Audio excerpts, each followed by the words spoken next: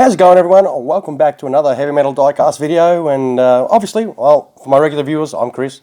For my first time viewers, g'day. Sorry you have to see my face for a bit, but I do have to be on the screen a little bit sometimes when we do our bigger boxes. As you can see, this thing is freaking huge. We have ourselves a short Sunderland flying boat developed by the Short brothers. Now, for the RAAF, obviously entering service in 1938, made between 1938 to 1946, a total of 749 Sunderlands were made in all their variants. Now, our aircraft here is from RAAF's 461 Squadron, which was created in 1942 for maritime patrol duties. Now, our model here depicts the aircraft that was on anti-submarine duties, and it did come under attack from, I think it was 8 Junkers Ju-88s on the 2nd of June. I think it says it somewhere on the box. I can't quite see because it's freaking huge, obviously. Now, the Junkers were from KG-40 in a series of attacks that lasted, I think, around 45 minutes from all these Junkers Ju-88s making their passes. The Short Sunderland would fight them off, obviously, and they actually shot down 3 of their attackers on their way to trying to get back to England. Now, finally reaching the safety of England, they did unfortunately have to ditch the aircraft, and they did ditch it near the coast of an English coastal town called Praa Sands. And as you can see by the size of this box, it is absolutely massive. And, well, that is not the biggest sort of box we've ever had, but it is massive. And I've been hanging to see this one because I reckon this is going to be freaking awesome. It does look good. Let us, I suppose, see what we can maybe see inside quickly before we get into... actually, we're not going to see much, are we? There's just a white box there. Alright, but you do get a collector card if that is your thing. But we will resume our normal recording style. We'll get rid of this and dive right into this awesome freaking looking model here from Corgi. Alright, we'll be right back in a second. Alright, now that we are back to the normal view that I like to do, you do get that collector card, of course, as you can see there. And there is a limited run of 3,000, so there is a fair few of these if you're interested in that kind of thing. There is just a little card there for, I don't know, something that's for free. We will get this big squeaky lid off. Oh, yes. And there we have this awesome Sunderland sitting right there. Boy, oh boy, this does look absolutely brilliant. Now, we do have a stand. It is a metal, of course. And we get this part out, and it goes that way. It is quite a large stand. Well, the aircraft is quite large, so obviously... Alright, so as you can see here, it does have the sort of an undercarriage to put on the aircraft for when it is on dry land. That does look pretty cool. And another piece there, and let's see, and a little dolly type one there. We'll chuck those on in the photos and you can check them out if you stick around to the end of the video. But what we do want to look at right now is this fantastic looking aircraft, and how the hell do I get it out without, there's like a radar array all along the side. There's a lot of prickly bits, so the hard bit is going to be getting this out, because I can imagine it's going to be pretty hefty. So, as it screams to get out. Alright, we'll move this out of the way, and we'll start looking for a spot to hold this safely. Wow. This is insane. Oh, wow. Okay, so the turret at the front can move in and out, which is pretty cool. Let us zoom in so you can see the really cool details in, well, detail. Man, this is huge. It's got some really, really prickly bits on it, because you've got all these little radar antennas everywhere, so you've got to be really mindful of that when you're handling your aircraft. That's, I don't know exactly what that does. There is no instructions, so it looks to push in for some reason. Maybe that's where the landing gear like the wheels go for when it's on land. Maybe it clicks into here. I'll have to have a little look. Feel free to drop in the comments. This is the first time I've seen one of these. This is the only one in my collection, and when I saw it, I really had to get it because it just looked fantastic. Man, check out that. Of course, the guns will elevate up and down. Yep. There is a little crew member in there as well too. All those antennas are absolutely brilliant. They are on there really well. That little turret there does move, yes. The gun elevates as well. Wow. It's got like all the little wire bracing on the floats as well. Man, this is crazy. The propellers, yeah, they spin nicely.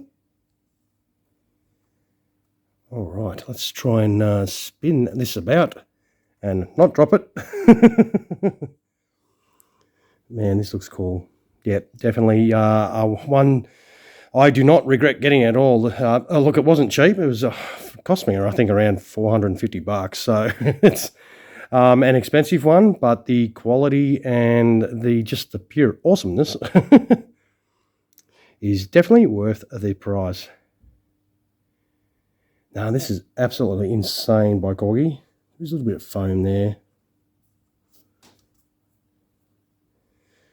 But yeah, it's really hard to sort of show you all that detail because this is really awkward to hold. So I do apologize for that. I am hoping enough of this detail is coming through in the video for you to make your own choice to if you want one of these. Boy, oh boy. Yeah, man, definitely really cool. I am stoked about finding one of these. Obviously, you'll probably have to do what I did and hunt on the second-hand market to find one because I don't think there's any new ones out.